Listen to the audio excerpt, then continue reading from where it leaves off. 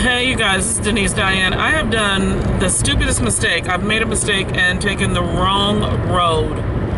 This is not Texas. There is no exit for another 44 miles. Literally, I just went to a job interview and I got the job, yay! And I was headed back. I called Stevie, let him know I was on my way to the center because I want to get started on some sewing. Had a little chat with him, and then I put on the directions to go to the center because I was on another side of town, right? I want to make sure I got the quickest way to get there. Yes, this is my hometown. No, I don't know everything about it because I didn't drive all around it when I was grown. So anyway, came and said the Kansas Turnpike to the left, one lane. The other lane was going to Wichita, but the city was right there because I just left the interview. So it wasn't, I mean, there's restaurants and all this stuff, and I'm like, well, let me go. I don't want to get on the Texas Turnpike. I ain't trying to pay nothing. I go right. It says Wichita, the third. I'm thinking it's going to have an exit. There's no exits on this highway. There's literally no exits until you get to there. I'm on this road where the next exit is the destination, an hour and something. And they got a cement guardrail, so you can't get on, do a U-turn. And then where it used to be like a little opening, they've got the little poles there. So I can literally not get off this road. I'm thinking, well, somebody got to get gas. Let me Google gas station near me, nearest exit near me, all of that.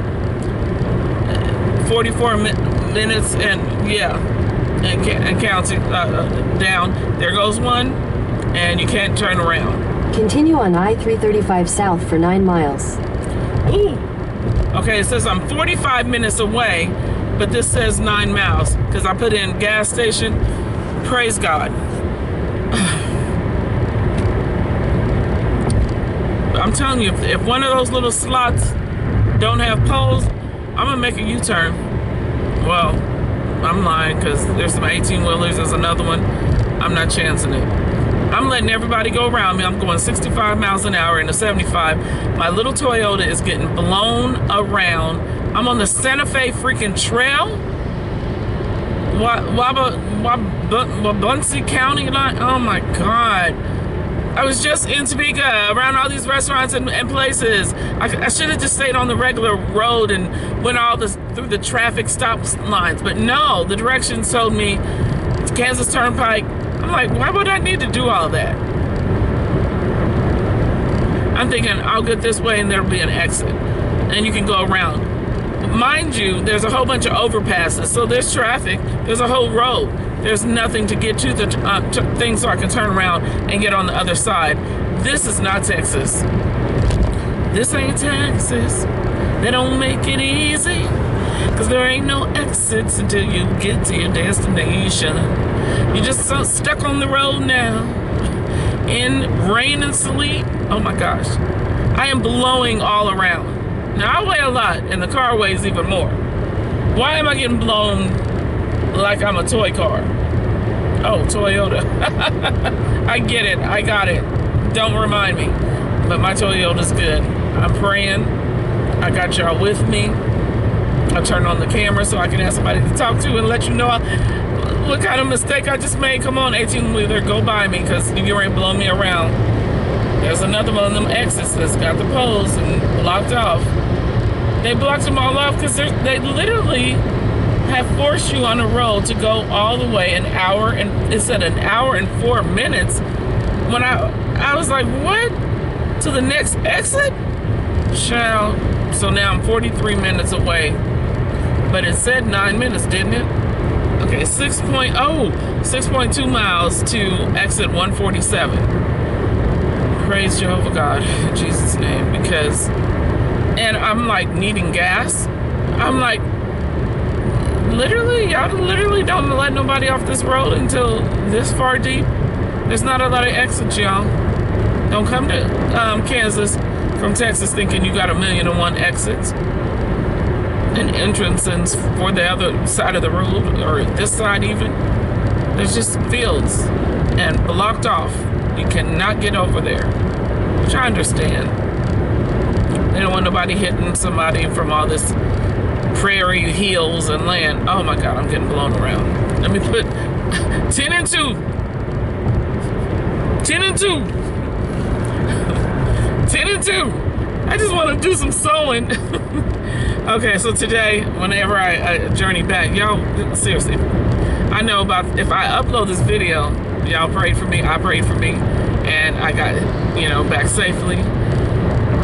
When, literally, I was like 18 minutes away from the center, and when I made that wrong turn, it rerouted and said I was an hour and 4 minutes away. I'm like, what?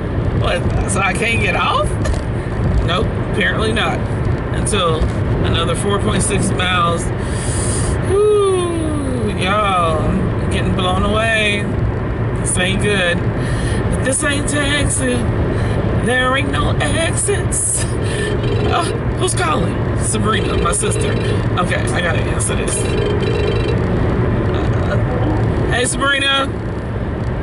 Hey, sis. How you doing? I'm doing good. How you doing? I'm doing good driving. I made a wrong turn, and I'm on this road that don't let me off. Where you at? Girl, okay. I'm in Kansas, but I'm just saying. What happened was, wait a minute, it says winter weather alert.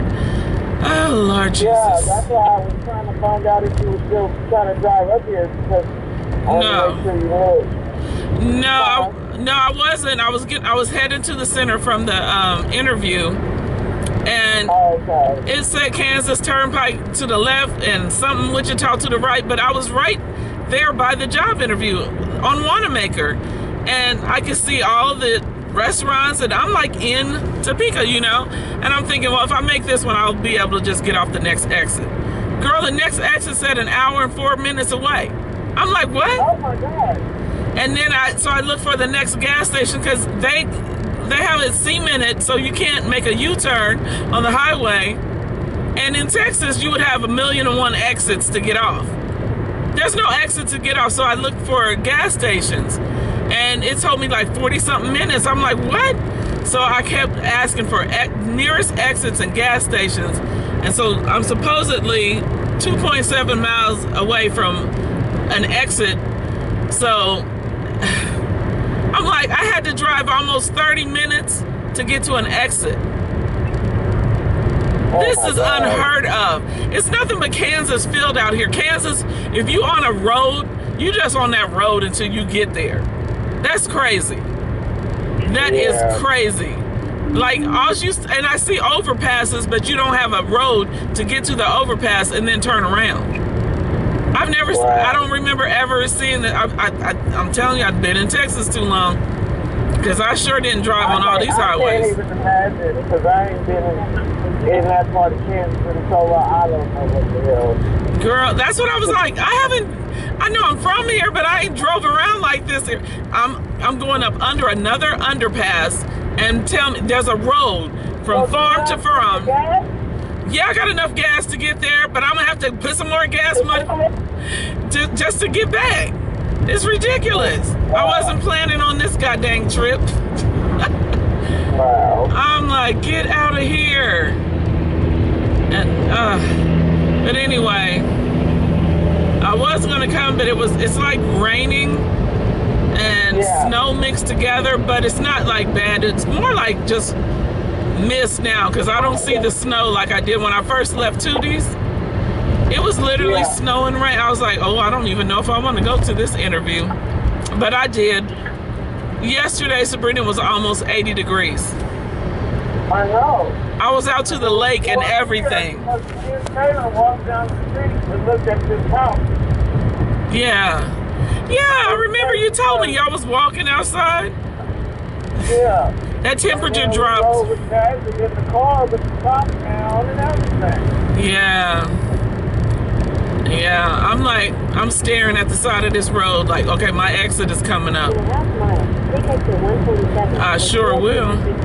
And it better have an overpass. If it doesn't, I'm up Ship's Creek. Oh my God, it just looks like nothing but country. Man, I was just so angry. I'm like, Like, what am I gonna do other than just drive and be mad? And see, and they even got a sign on this exit. Next exit is 20 miles. Kansas is wrong for this. In a quarter mile. Oh my God. Well, that's just like when you get Let me go, Sabrina. I gotta get out of here. Okay. Okay.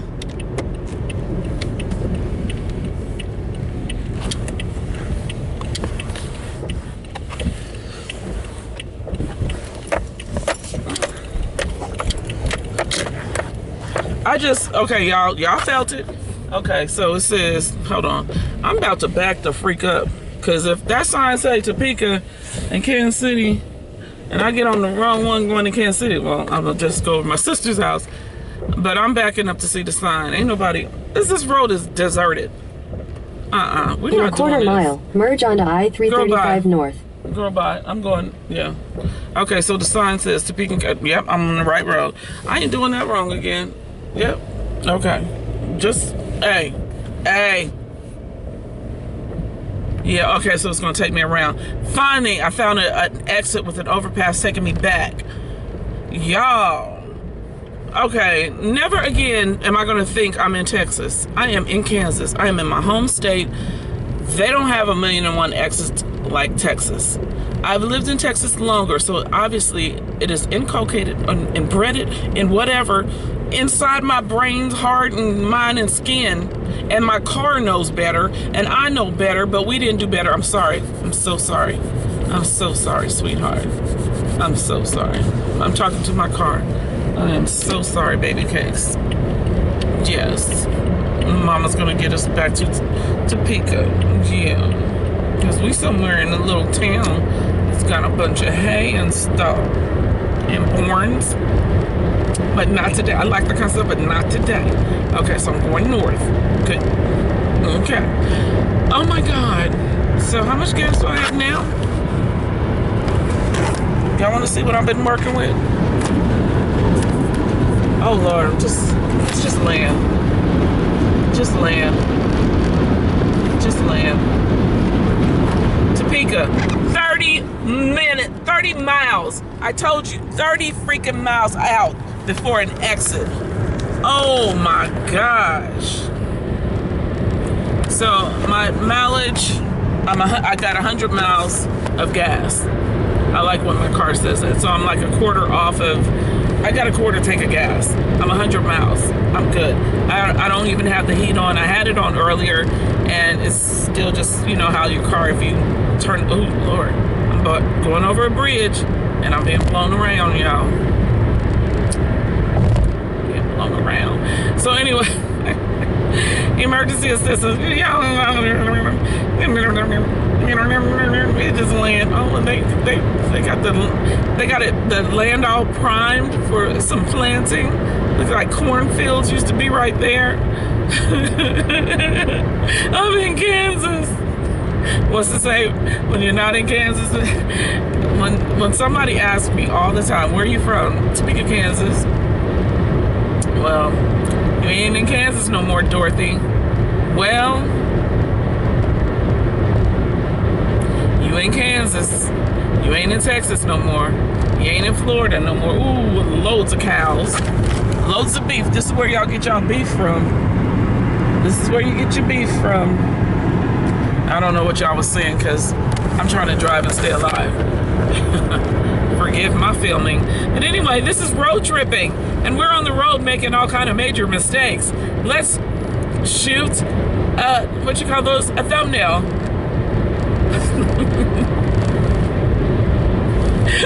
Oh my God. Yo. I'm just out here winging it. Let me turn my windshield wipers off. Okay, so no, okay, it's not snowing and raining, but this like mist from the street probably. Yeah. Anyway, see, I'm 27 miles away from the center. And he said if I get there by 2, there should be a lady already there. Currently it's 2 o'clock. So I'm gonna call Stevie when I get there and let him know, because he'll come on out. He lives 10 minutes away. But I gotta get me something to eat when I get back into civilization, because this ain't it. This is not civilization. Well, It is, because they grow crops and they feed people. But they say every one Kansas farmer feeds. Where are those signs at? Because I know they be out here. Oh, this is a Trump 2024 sign with a red flag. Lord Jesus, get me up out of here. Yeah, I went from one red state to another, but I'm just saying, I mean, what am I gonna do? Anyway, y'all, how y'all doing? Hope your days are better than mine. Kansas Turnpike, toll zone 150, okay? They saw my picture. I'm never gonna think that there's an exit again after getting on the wrong road. Oh yeah, you flying, you behind me, they can go behind me. Okay, so K-Tech, build by mail, pay at blah, blah, blah, whatever. Y'all can bill me as long as I get to where I need to be. Yeah. So anyway, today I'll be working on sewing some of the green fabric. This wind, y'all. This wind in Kansas is different on these prairie grounds than anything I've ever driven through. Now, I remember, because, driving back and forth from Topeka to Kansas City, I already know how the winds are, but today it's already windy. And we got a little sleety snow thing happening. Oh, there's an overrun river or pond. Okay, y'all. The rest of it is just land. So anyway, I'm doing some sewing today, creating my art. I'm doing a big wall unit, kind of quiltish like, but it really won't be you won't be able to cover yourself up with it. I guess you can cover yourself up with anything, including wood. But anyway, my point is, it's quiltish looking, but it's for a wall hanging. So I am taking donations, you guys. I did just get a job. I'm going to be working 30 hours per week and this art project. So I probably won't get another paycheck, or any paycheck. So the last paycheck I got was for the 3 days that I did at a job that I just could not do. I got sick. Yeah, I cannot stand on my feet once I got sick, so I couldn't even go back. And so now I'm here doing the artist in residency. I'm doing an unpaid artist in residency. So when people want to know, like, why are you asking for donations for clothes, for wood, for, things, cardboard. So the cardboard, I still need some cardboard for some bigger people that I'm making. And Angie Johnson gave me the exact size that I wanted, and she had already opened it up. She didn't tear or cut anything, but it was opened up flat to the long side, so I just got to cutting. But even the little boxes that I was able to get from Dollar Tree, they're all cut up except for the ones I left in the trunk. So I do still have some to work on, because the mama sets are going to be different size women, also kids, and all that fabric and painting has to now go onto the cardboard. The fabric ones are going to take longer because I'm doing it by hand. I'm not going to be putting no fabric and cardboard in my sewing machine. It ain't going to fit because it's too thick. And then there are the thicker cardboards that I'm going to single those out, and those will be the ones I paint on. And then the ones that are thinner that like I've already done for Mama Said, the one that I made back home in Texas, I got it right there in my back seat. So that one is a thin cardboard, and I was able to punch through and sew it on. Also, when I was at home in Texas, I realized, like, I had some cardboard on the floor, and that's what I used for the Mama Said, and I was stepping on it. I had the cardboard on the floor because I wanted to be able to catch paint. I don't want anything on my carpet, but it also helped in making it thin so that I can, and thinning out the cardboard so I can sew through it. So once I look at the cardboard and divide the ones I'm going to sew because of the thinner cardboard, or the ones that are thicker that I'm going to paint on, that will absorb some of the paint and do a lot better than the thin. All right, I'll do that. And then if I need or am only starting to get donations for cardboard and say it's all thick. I know because how I used it in my bedroom, putting the cardboard on the ground and walking on it, and just, you know, making sure that my floor didn't get messed up by paint, it was thinning it out. Because I'm a big body, but literally I could just constantly walk back and forth on it to thin it out, and that way I can sew on it. So you get the gist. So those are some of the creative tips that I'm basically just teaching myself. I love working with wood and cardboard and fabric and anything else. I want to work with tin metals, all kind of stuff. I'm going to be getting some nails, which I didn't want to take the nails from home because the DJ needs it. I didn't even bring the hammer from home because if he needs to hammer and nail something, he's got it at home. I can't take everything from the kid, right? Or the grown man of mine. So, ooh, that FedEx truck just blew over a little bit too far. So, yes, I'm keeping a nice distance. But yeah, if the trucks are being blown, that's why you kind of see me going back and forth and jerky, because I'm holding on pretty tight and trying to not to be blown into the pasture. And the speed limit is 75 miles an hour, and people act like, you know, it don't be raining and snowing and stuff. So I'm being cautious. I'm going 65 still. Yep, 65. Anyway, also, what else will I be doing today? I'll be showing you more of the fabrics that I'm going to be sewing. That might be in the next video, because currently, obviously, I'm in the car and I'm still talking and the videos are pretty long. But I would like this video and every video that I'm making to get the maximal amount of likes, which is free to you if you stumble on these videos, or if you've been following me for the 18 years, 10 years, 15, 20 years, 12 years, not 20 years. I've only been on here 18 years. Actually, this will be the 19th year then. Ooh, almost 20 years of being on YouTube. And so I would like more subscribers.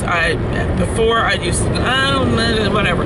I want a whole bunch of subscribers. I want a whole bunch of views. I really enjoyed that I could look back in the past and felt like I was really a part of a booktube community. Not that I'm not anymore, because obviously I'm still reading. Currently reading Umberto Eco, Name of the Rose. And I'm listening to this amazing book called All the Lonely People. And I think I told you guys about that, or showed it on one of the videos. But I had to take off my Libby app to upload something one day, because I don't get rid of my pictures of my grandkids and stuff. So I made some room, and then I'll always upload the Libby app. The reason why I did it that day, because since I do have a library card in Kansas City, so when I go to Missouri, I want to check this book out and read the physical copy. I will say this though, listening to the audio on Libby app, the narrator is so good. It's like one of those books you just get into because the voice is so good. His cadence, he's got like a Jamaican or island accent, and it's just beautiful, and the story's really good. And he's an older man going through, you know, just being by himself, and then, you know, getting involved with, you know, people, family, friends, what have you. And so just, I don't want to talk about it too much. I am driving and I'm trying to remember, but I really am enjoying listening to that. I stopped listening to Pride and Prejudice because I left my books at home. I literally, when I left, I'm like, knowing me, I'll probably just leave in 2 weeks. Y'all, I am so in love with this project that I'm doing, and I get to, God willing, see it to fruition in my home state. And that's the purpose of me wanting to get donations for clothes and wood and cardboard in Topeka, and excuse me. Woo.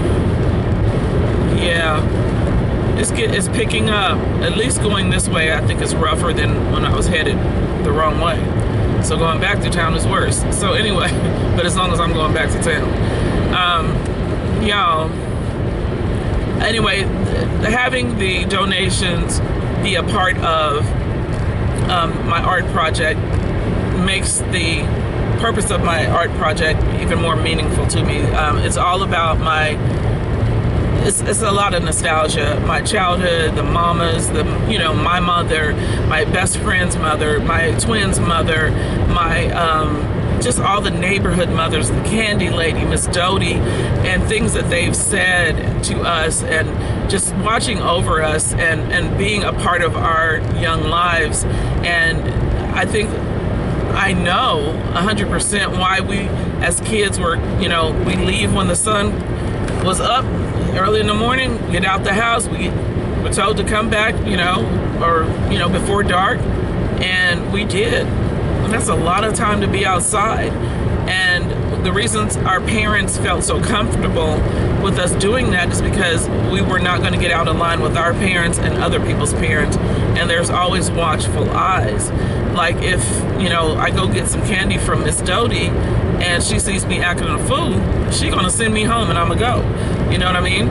So, or if I go to Miss Ray's house, she's going to tell us to get out of her house smelling like the wide outdoors, just like my mother would, and I'm going to go on outside and play, So we just really minded. And, whether I was at Stevie's learning how to play that Atari game it was like tennis,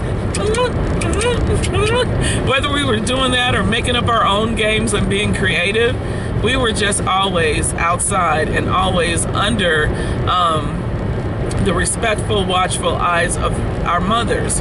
So this is all about the mothers. That's one of the main projects I'm working on. Basically, the other two projects are all under the guise of those mothers. So you have to start with the mothers first. And then the Red Chair series that I'm continuing on is all about a red chair that my mother had, but it wasn't, I'm not drawing it's just the Red Chair is the name of it because she had this amazing kind of chaise lounge that was kind of like a wave. I forget what those are called, but my mother had one and I loved it. And it seemed like it was in everybody's room at some point in that house. So there was 4 bedrooms and I lived in Pine Ridge in the hood. Okay, am I a hood girl, if that's what you want to call it? I just know that was my childhood.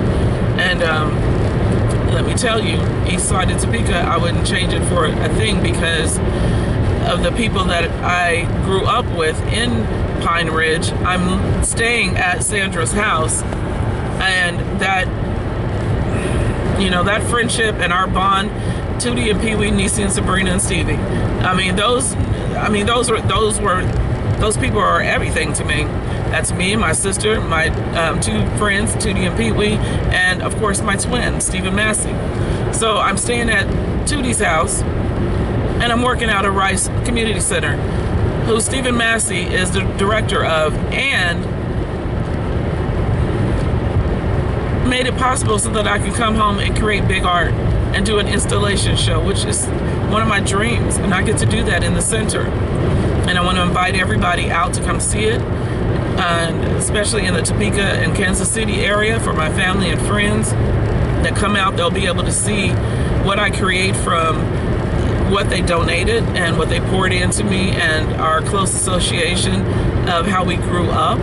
I hope as soon as, it's not even a hope, I know as soon as they walk into the center after I've created this show, so I'll have paintings, but most of it will be things that I'm building out of donations. Once they see the big dolls, once they see the doll houses, once they see the Red Chair paintings and the Red Chair things that I create in that space, they're gonna know that it's connecting to our childhood. That that's a tetherball. That's those are girls playing jacks. I sold my first girls playing jacks way back in the 80s, or not the 80s, 90s. I don't know. It was old, long time ago in Florida, and a lady from Philadelphia, Pennsylvania, purchased it when I was in Lakeland, and when I lived there, Lakeland, Florida, and me and my sister used to set up the art shows downtown Lakeland, and this lady bought it online because I had it online, so she didn't even come to the show. I used to show it there in Lakeland, and she asked for it online, and I think she found out about me through my poetry books that I wrote at that time. Anyway, and the art was online, and she wanted the girls playing jacks. and it's basically patterned after me and a young friend of mine. Her name was Gigi. I think her parents were in the military, and she used to come home every once in a while or whatever, and she wasn't allowed to, you know, we got some strict parents and whatever, but she wasn't allowed to go too far from home or whatever, and we were playing jacks and things like that, and going to the center, which is close. So I painted that, and hers, she just has no features or nothing. It's just a black face, black because I'm black, not ignorant. You know, don't think nothing ignorant. Anyway, she just doesn't have a face because she was not one of those friends that I lived with and in the neighborhood every time. She was constantly going and coming. So I didn't draw features on her like I did the other character that is me. And the reason for that is because, again, we never knew when she was coming. We never knew when she was gonna leave. You know, they're just little kids. We just know you come and go. As now, fast forward, I married a military guy, so I know how, you know, military kids are constantly moving. So anyway, that is kind of one of the paintings that I want to recreate. I will be recreating, and not just in painting form on canvas, but I'm making the actual dolls to sit cross-legged like in the painting with a ball and jacks, and I'll be making the ball and jacks out of the t-shirts and clothes that I get, and the fabrics that I get, and, you know, the cardboard that I get. So I'll build a base to put the little knobs on the, you know, the jacks and so forth and so on, and build a red ball, not just go buy a red ball. That's just not gonna, you know, they'll be able to tell what it is. So making balls for the jacks and balls for the tether board, and I'll string it on I'll make the rope for it, and just in a clothing line, and on the clothing line I'll make the quilty stuff and put hangers on it. So it's going to be a show where you go in and go, that's how we grew up. Those are the games we play. And I know I just said a whole lot of it, and all of it is not created yet. It's all in my head, and some of it is already created. Each one of the series that I'm completing while I'm here in Topeka are things that I've already worked on, sketched, drawn out, painted. I sold a painting for my first red chair painting. Sold. Thank you, poet Natasha Carrizosa. And I love that she has that painting. And I probably wouldn't have sold it to anyone else, but it was the first one, and I do want to recreate that one, but it won't be just like it, obviously. I don't like doing the same thing, and for the life of me, I don't like looking at something. I just like painting and intuitively and knowing what, you know, I want, but something else always kind of comes out, but I have a good base point. So I have the story, but the colors and everything may change. The only thing that I want to remain the same in that particular series is, of course, the red chair. All right, you guys, and then the third series, a part of that, so I've got the Mamas, excuse me, for Mama Said, and I've got the red chair series, and the rest are the Pine Ridge series that I'm doing, or I will call it East Side or whatever that I want to call it, and it's all about those little fun houses that I make. But these will be brick houses, and just, you know, I don't want to go off the kids. There will be a lot of it incorporated in, and it all ties in to everything I just said. Literally, the mamas that grew up in our neighborhood in those brick houses, and the red chair that was inside of my home in my mother's room that wound up in my sister's room one time. I used to always go sit in it. I still have a picture of me sitting in that chair with one of those puffer jackets that were gold and silver that was so popular back in the day. And then they just they're called like bubble jackets now, or air jackets, you know, with a bubbly look and whatever. Child, we was doing that a long time ago. Everything old is new again. So that is also the feel that you're going to see. Like, wow, this stuff, it's an old, different time, but yet we're still wearing those bell bottoms. We're still putting albums on our wall like my mother did, and so it's really cool. And I invite you to be a part of it by making a $2 donation for $Denise decouper, and that will help me if I don't get all the donations that I need. I got a lot of fabric from ITAB, from Stephen Massey, and it's literally like a full trash bag. And some of them are so nice that I gave back to him. He needs to use those for another show because I'm literally cutting up things. So about time I finish looking through the full bag of it, I know I'm not going to use everything. That's why I'm still asking for clothing donations. And if you are not here in Topeka, Kansas, where you can drop off the clothes donations, the wood or the cardboard, then you can donate $2. And you think, well, what if I'm the only one donating $2? That's not going to do anything for her. $2 will get me glue for the back of the Mama Said cardboard, where you see all the thread. I have to get glue, which I did not bring. I don't have, and that I'm going to be gluing the back so it'll have a nice base when I finish sewing all of it.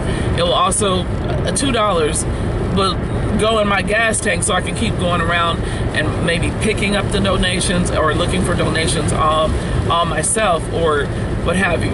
I'm so grateful that I got a job. It's going to be 30 hours a week, but the pay is definitely not what I was making at the bank or at the state. So this is a very, very low wage job. I'm doing patient care, so if anybody works in patient care knows how, if you're not certified or a nurse or whatever, because I'm none of those things,